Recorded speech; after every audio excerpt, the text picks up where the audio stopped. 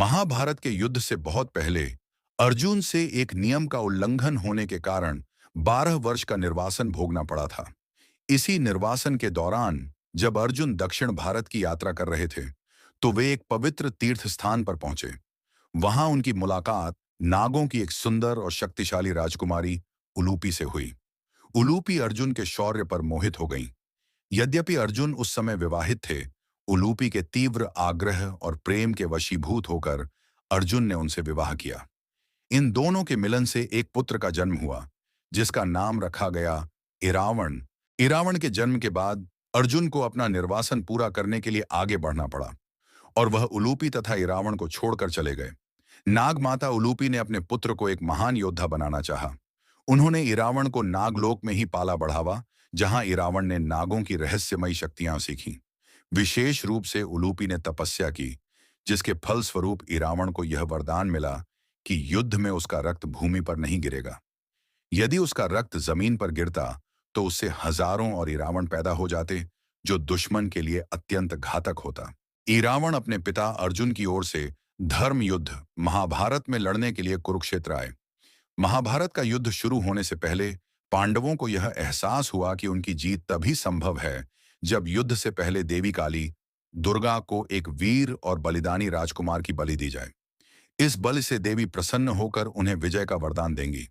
जब युधिष्ठिर ने इस शर्त का उल्लेख किया, तो पांडवों के सारे पुत्र अभिमन्यु, प्रतिविंध्य, सुतसोम, श्रुतकर्मा आदि पीछे हट गए।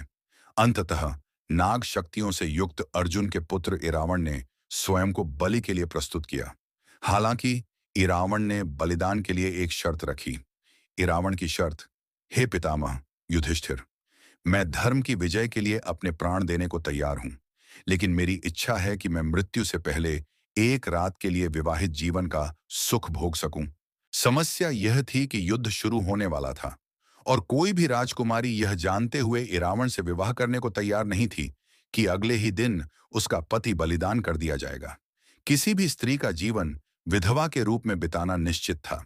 जब कोई समाधान न निकला, तो भगवान श्री कृष्ण ने एक अद्वितीय उपाय निकाला। श्री कृष्ण ने स्वयं को मोहिनी रूप के समान एक सुंदर कन्या, वहशी या कोथांडवर के रूप में रूपांतरित किया। इस रूप में कृष्ण ने इरावण से विवाह किया और उनके साथ वह अंतिम रात बिताई। अगली सुबह इरावण ने देवी काली को अपना बलिदान दे दिया और वीर गति को प्राप्त हुए। इरावण के बलिदान के बाद यह नियम था कि विधवा को शोक मनाना चाहिए। चूंकि वहशी जिस रूप में श्री कृष्ण थे, इरावण की पत्नी थीं, इसलिए भगवान श्री कृष्ण ने स्वयं उस दिन एक विधवा की तरह विलाप किया और इरावण के लिए शोक मनाया। इरावण का बलिदान और श्री कृष्ण का स्वयं एक पत्नी का रूप लेकर विवाह करना और फिर शोक मनाना, यह दर्शाता है कि धर्म की स्थापना के लिए देवों को भी कितने असाधारण और गहन बलिदान देने पड़ते हैं।